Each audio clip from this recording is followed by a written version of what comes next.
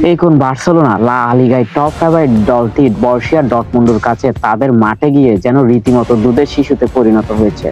আর এই দুধের শিশু বার্সেলোনাকে বরুসিয়া ডর্টমুন্ড 3-1 গোলের ব্যবধানে হারিয়েছে। যদিও প্রথম লেগে বার্সেলোনা নিজেদের মাঠে 4-0 গোলে জিতেছিল, অবশেষে 2 লেগ মিলিয়ে 5-3 গোলের ব্যবধানের জয় নিয়েই সেমিফাইনাল নিশ্চিত করেছে বার্সেলোনা। কিন্তু যে খেলাটা বরুসিয়া ডর্টমুন্ড দেখিয়েছে, রীতিমতো কাঁপন ধরিয়েছে বার্সেলোনাকে এবং বার্সেলোনার রক্ষণভাগকে এবং পুরো বার্সেলোনা সাপোর্টারদের বুকে পর্যন্ত। ম্যাচের 11তম মিনিটে ডি বক্সের ভিতর অবৈধভাবে ফাউল করলে অবশেষে পেনাল্টি পেয়ে যায় ডর্টমুন্ড। সেখান থেকে গুইরাসি গোল করলে 1-0 গোলে এগিয়ে যায় তারা।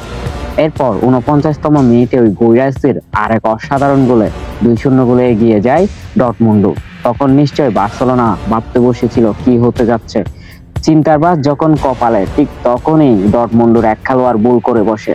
আত্মঘাতী গোল করলে বার্সেলোনা একটা উপহার হিসেবে গোল পেয়ে যায়। এরপর আপ্রাণ চেষ্টা করে আরো গোল করতে। 76তম মিনিটে সেই গুইরাসির আরেক অসাধারণ গোলে 3-1 গোলে এগিয়ে যায় ডর্টমুন্ড। যদিও এরপর আর কোনো দল গোল করতে পারেনি, কিন্তু শেষ পর্যন্ত প্রথম লেগ এবং দ্বিতীয় লেগ শেষ পর্যন্ত 2 লেগ মিলিয়ে বার্সেলোনা কোনো রকম বেঁচে ফিরে আসে ডর্টমুন্ডের মাঠ থেকে।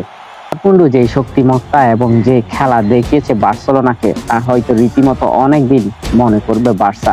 সেই সাথে চ্যাম্পিয়ন্স লিগ জয়ের জন্য এই ধরনের হার বার্সার মনে হয়তো দাগ কেটে দিতে পারে এবং ডর্টমুন্ডের সাথে এমন হার বার্সার মনের ভিতর হয়তো দুর্বলতার সৃষ্টি করতে পারে পরবর্তী ম্যাচের জন্য, কিংবা ভালো প্রস্তুতির সুযোগ তৈরি করে দিতে পারে এই ম্যাচটি।